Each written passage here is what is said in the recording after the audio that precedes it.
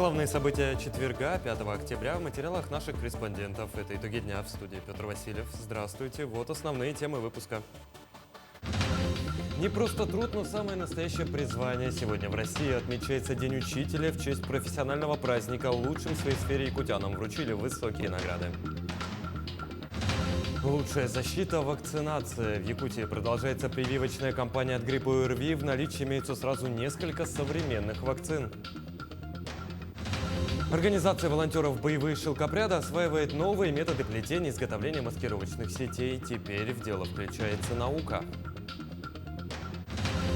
«Предупреди пожар, установи отпи». Акцию под таким названием проводят сотрудники пожарных служб республики. Увековечить память воинов-якутян на балетной сцене. Театр оперы и балета покажет спектакль в постановке Екатерины Тайшиной.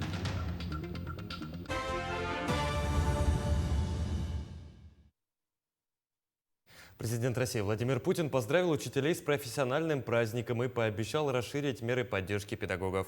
Глава государства подчеркнул, что повышается роль конкурсов педагогического мастерства. Благодаря этому укрепляется престиж педагогических специальностей.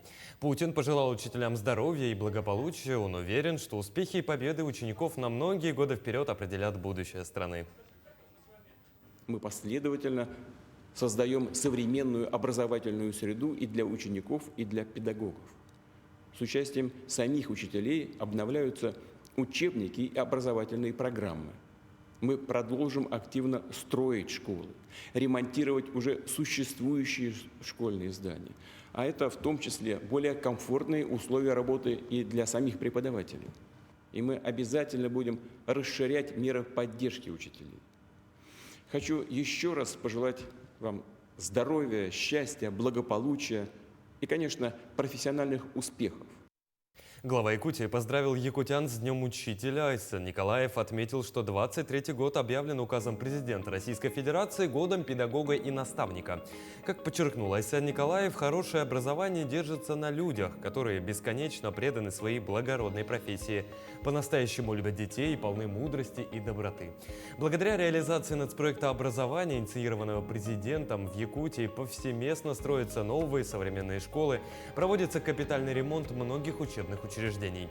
За 5 лет построены 64 школы, в нынешнем году будут введены еще 14. Ну а в Якутске тем временем в День учителя возложили цветы памятнику народного учителя СССР Михаила Андреевича Алексеева. На возложении присутствовали народные депутаты Илтумен, учителя, студенты и школьники. Тем самым была отдана дань уважения не только Михаилу Андреевичу, но и всем педагогам России, их самоотверженному труду и вкладу в будущее поколения. Впервые праздник День учителя отметили еще в Советском Союзе в 1965 году, поначалу приходившийся на 29 сентября. И только через 30 лет был установлен Международный день учителя, который отмечается 5 октября. Мы сегодня в День учителя поздравляем всех наших учителей, ветеранов педагогического труда, наших студентов, будущих педагогов с Днем учителя. Благодарим их за труд самоотверженный и, конечно же, желаем, чтобы у них все было хорошо, здоровья им, счастья и успехов в работе. Государственные награды вручили лучшим учителям Якутии за выдающийся вклад в развитие системы образования и многолетний плодотворный творческий труд. Присвоили почетные звания 36 лучшим учителям республики. Но самой почетной награды удостоился директор информационно-технологического лицея номер 24 города Нерюнгы Сергей Жилин. Он стал народным учителем республики Саха-Якутия. В мероприятии приняли участие педагогическая общественность города и районов. С профессиональным праздником учителей и ветеранов педагогического труда поздравил глава Якутии Айсен Николаев. Это потрясающие люди, которые, в общем-то, делают нас. Да? Те, кто развивает нашу страну. Ведь все-таки именно от учителя зависит, каким будет будущее страны.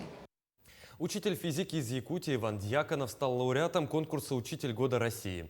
В Москве в гостином дворе подвели итоги этого престижного конкурса. Позади у педагога 2 очных этапа интернет-голосования. По итогам всех соревнований Иван попал в число 15 претендентов на звание «Учителя года». На прямую связь со студией выходит моя коллега Айсена Бурнашова. Айсена, приветствую. Какая атмосфера сейчас на конкурсе? Поделись итогами «Учителя года». Петя, я тебя тоже приветствую. Ну, как ты видишь, я не знаю, видно или нет, но атмосфера действительно такая праздничная. Сегодня в профессиональный праздник наших педагогов, в День учителя, здесь на гостином дворе состоялось объявление победителей, пожалуй, самого главного конкурса «Учитель года». И наш земляк, представитель Якутии Иван Дьяконов, учитель физики Бердигостянской школы Горного района, классный руководитель 7-го Б-класса, стал лауреатом. Плюс ко всему получил специальную номинацию за воспитание человечности.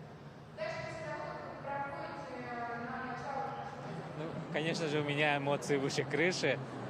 Впечатления самые положительные. Я даже не ожидал такого результата. И плюс к этому такая высокая номинация за воспитание человечности. Мне кажется, это самое главное для педагога, для учителя, даже для любого человека. Человечность – это прежде всего. Ну и как отмечают организаторы, для Якутии это супер показатели, поскольку за долгое время впервые наш земляк, якутянин, стал лауреатом этого престижного конкурса. Но что стояло за этими наградами? Прежде всего, конечно, это профессионализм. Ну а во-вторых, участники, все 90 финалистов, лучшие из лучших представителей, которые прошли региональные отборы, проходили уже здесь, в Москве, очный этап, который состоял из 2 туров. На протяжении всех испытаний учителя подготовили свои уроки, проходили мастер-классы, у них были интересные пресс-конференции, и по итогам всех этих соревнований наш Иван Герасимович, учитель физики, и стал лауреатом. Ему удалось обогнать не просто 90 финалистов, но и попасть в топ-15 участников этого конкурса. Стаж у меня в этом учебном году будет уже 5-й год работы, и абсолютным победителем республиканского этапа я стал в прошлом году, в 2022 году, и каждый победитель должен будет представлять честь республики вот на федеральном уровне. Вот как раз мне появилась такая большая честь представить республику. Год педагога и наставника – это большая радость, и я этим очень горд. Ну и в такой праздничный день, в профессиональный праздник наших дорогих и любимых педагогов, здесь, в гостином дворе, также проходит параллельно форум классных руководителей. И прямо сейчас в зрительном зале находится более 3000 участников. Это лучшие классные руководители со всей страны. Якутян здесь около 30 в составе делегации. И вы знаете, мне, как бывшему школьнику, было немножко страшно, что какой-нибудь учитель подойдет, да и вызовет меня к доске, но к моему счастью, доски не нашлось, и меня никто не вызвал. Мы подводим наш эфир к завершению. Дорогие учителя, хотелось бы пожелать вам всего самого наилучшего, чтобы каждый ваш день на работе проходил без сучка и без задоринки, а ученики радовали вас только успехами. Спасибо вам за ваш труд, коллеги, и передаю вам слово. Айсена, безусловно, мне остается только присоединиться к твоим поздравлениям. Напомню, на прямой связи со студией из Москвы была моя коллега Айсена Бурнашова. В республике продолжаются меры поддержки участникам СВО и членам их семей в подведомственных учреждениях. Министерства труда и социального развития оказываются услуги комплексной реабилитации. На базе реабилитационного центра необходимую помощь получили 142 участника СВО и более 357, из них 199 детей. В центре работают психологи, психиатры, травматологи, неврологи и многие другие узкие специалисты. В основном пациенты нуждаются в психологической реабилитации. Помимо этого, участники СВО и члены их семей смогут трудоустроиться и обучиться.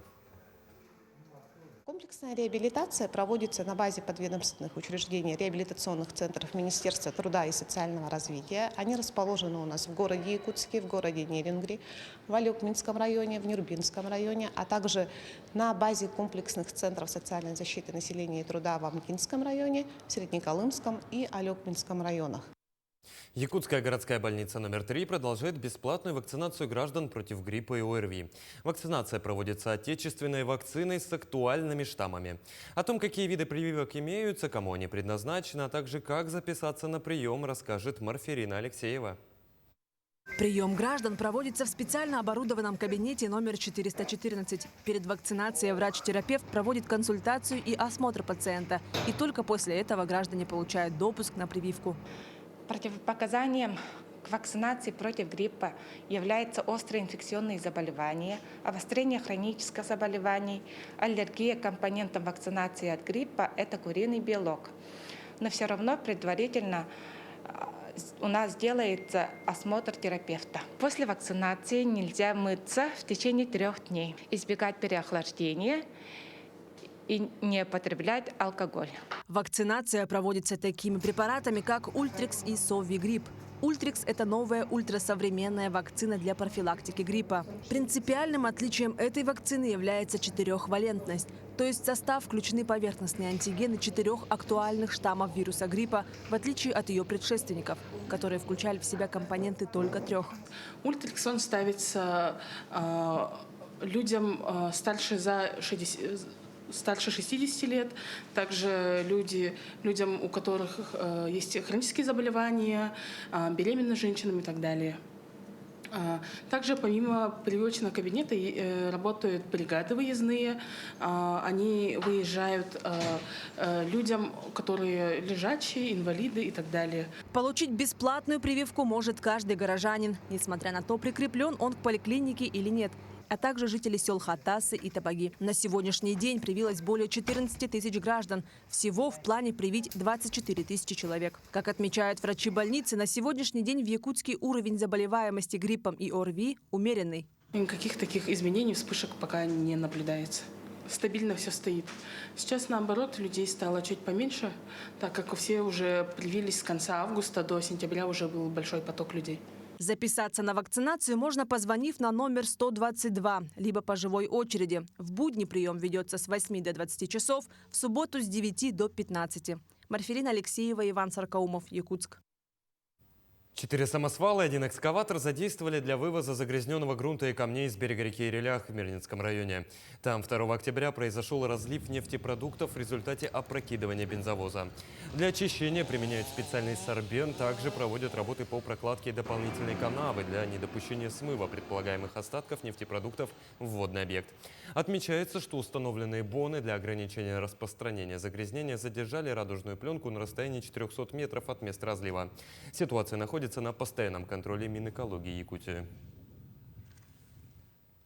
«Предупреди пожар, установи отпи». Акцию под таким названием проводят сотрудники пожарных служб республики. Это беседа с населением о первых действиях при возникновении возгорания, а также о правилах пользования огнетушителем. Помимо этого, в рамках акции бесплатно устанавливают автономные противопожарные сигнализации нуждающимся категориям населения. Тему продолжит Мария Кардашевская.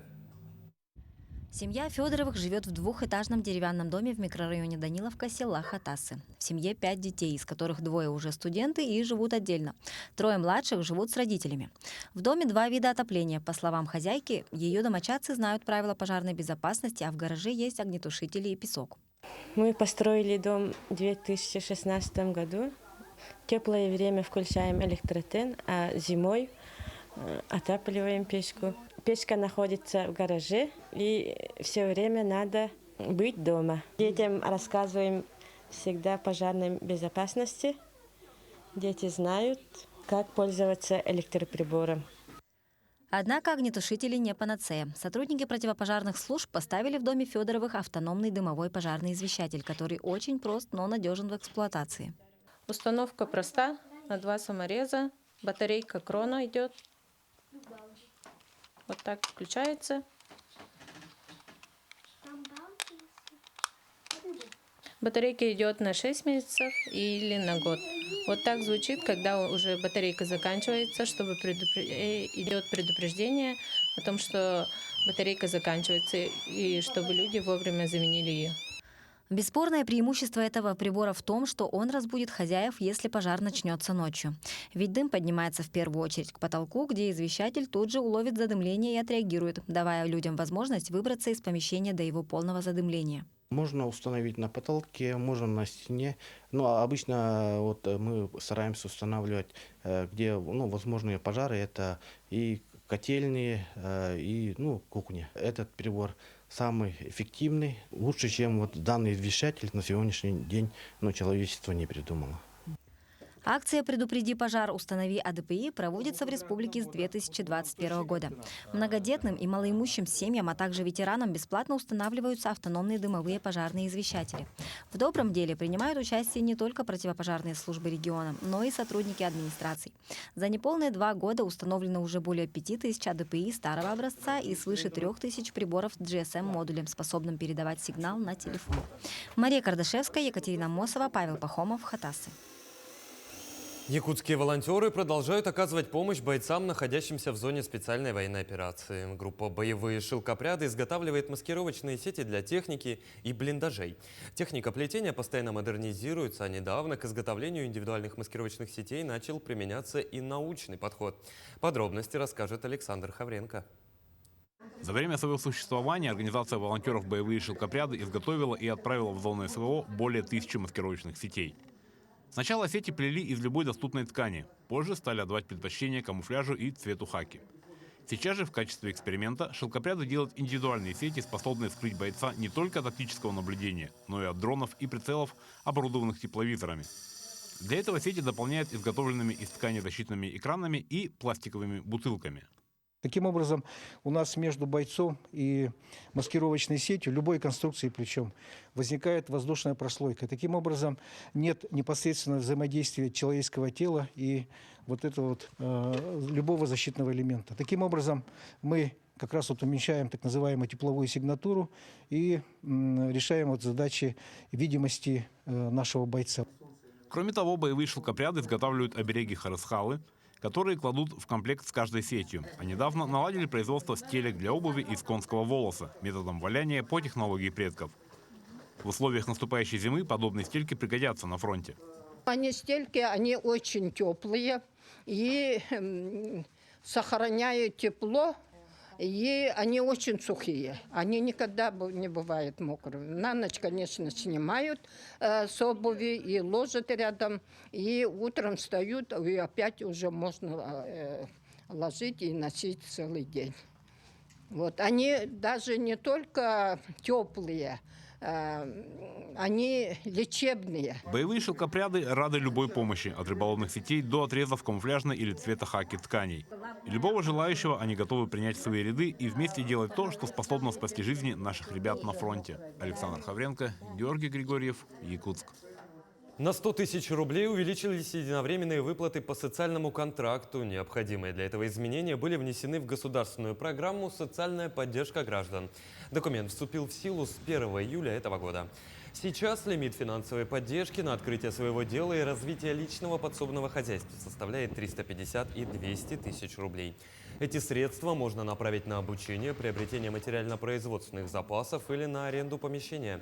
Таким образом, социальный контракт помогает людям справиться с временными трудностями и наладить стабильный источник дохода. Государственная социальная помощь на основании социального контракта – это мера поддержки для малоимущих семей и одиноко проживающих граждан. Для получения данной поддержки нужно обратиться в социальную защиту города Нерюнгри. В Ленске продолжает работать программа поддержки местных инициатив, благодаря которой многие проекты активных идейных ленчан уже удалось реализовать. О них подробнее расскажет Светлана Балеева.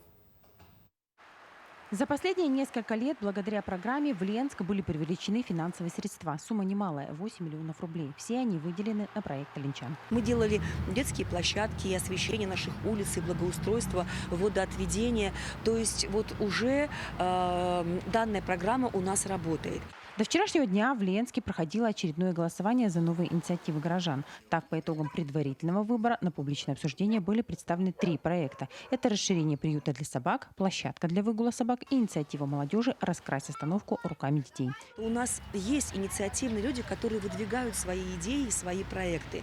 Но когда республика подводит итоги, очень важный момент, сколько человек проявили активность и приняли участие в голосовании. Вот тут, к сожалению, у нас немножечко подхрамывает ситуация, потому что наши горожане не очень активны, а это, в свою очередь, отодвигает нас от возможности 100% получить финансирование на тот или иной проект. 3 проекта, выбранные накануне, будут отправлены на утверждение в город Якутск. Рассмотрению подлежат только инициативы, стоимость которых не превышает 2 миллиона рублей. Проекты дорогостоящие в эту программу не попали, но обязательно будут рассмотрены в других, на реализацию которых бюджет не ограничен. Сегодня подходит к концу строительные работы по улице Аюнского. Завершается проект «Путь к реке». Все основные работы выполнены. Осталось только установить архитектурные формы. Мы сегодня там видим тротуары, велосипедные дорожки, проезды и небольшие площадки. Активные действия мы предусматриваем размещать на площадке, которая находится за центральным рынком. Там у нас будут игровые оборудования скейт-парка, оборудование, там трек. Тут же появятся воркауты, по всей территории установят арт-объекты, ворота в Алмазное царство и метафора алмазов. До конца октября работы по благоустройству будут закончены. У линчан появится еще один современный объект для культурного отдыха. Светлана Валеева, Виталий Андреев, Ленск.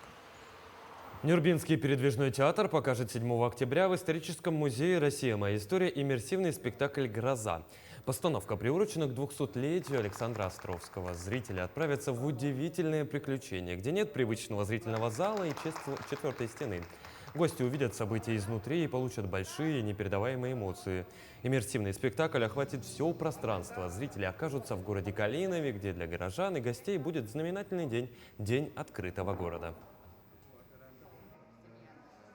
Хотелось бы найти новый формат, что-то другое, свое. Вот именно иммерсивный в наше время, по-моему, самая лучшая форма, чтобы полностью погрузить зрителя в пространство, в действие и этим донести идею данного произведения. Мы использовали все разные локации, потому что очень интересные. Вот, допустим, есть реквизиторские цеха, да, где можно тоже любые сцены, действия воплощать, и это смотрится очень круто. 6 и 7 октября зрителям представят одноактный балет «Подвиг» в Государственном театре оперы и балета. Театр таким образом отдает дань памяти воинам-якутянам, бесстрашно сражавшимся во всех крупнейших битвах. От первых боев под Москвой до триумфального штурма Берлина. На репетиции уникальной постановки побывала моя коллега Даяна Федорова. Во времена Великой Отечественной войны среди якутян героев было немало, поэтому либретто «Подвиг» сугубо мужской балет. По словам хореографа-постановщика балета Катерины Тайшиной, одной из самых главных задумок – показать в главных партиях ведущих артистов балета, так как мужской труппой может похвастаться далеко не каждый театр. Хотелось показать именно наших мужчин, которые у нас сейчас, я бы сказала, находятся на очень хорошем уровне.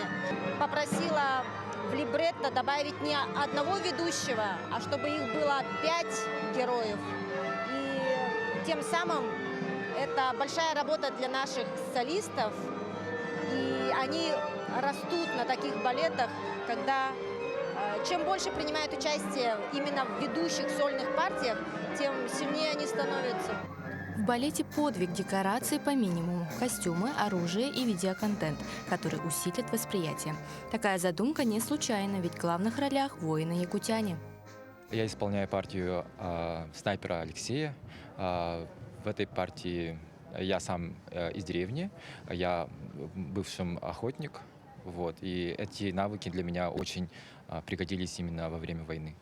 У нас история, мы здесь показываем на сцене историю именно борьбы двух. Вот визави мой снайпер, тоже фашист есть. И вот во время этого танца мы показываем именно бой и сражение между мной и моим визави. Музыкальной основой спектакля стали уникальные, масштабные, бессмертные и грандиозные произведения, такие как «Симфония Арама Хачатуряна», «Сталинградская битва. В бой за Родину», «Салимана Владимирова», «Священный Ильмень», Прокофьева «Седьмая симфония» и «Седьмая симфония» Шостаковича. В оркестре у нас 55 человек. Наш оркестр, у нас полный состав. Конечно, эта музыка где-то требует еще большего состава, но по максимуму все, что смогли, мы сделали. И, пользуясь, конечно, случаем, приглашаю всех на прекрасный спектакль, балет «Подвиг». До встречи! Премьерные показы спектаклей приурочены не только ко Дню учителя, но и к Году учителя и наставника. Работа артистов в симбиозе с видеосопровождением под звуки духового оркестра создали глубокую историю, которую в полной мере поможет населению развить патриотический дух и гордость за свою республику. Даяна Федорова, Джилустан Иннокентьев, Якутск. Таким увидели этот день наши корреспонденты. Ну а я с вами прощаюсь. Всего доброго и до новых встреч.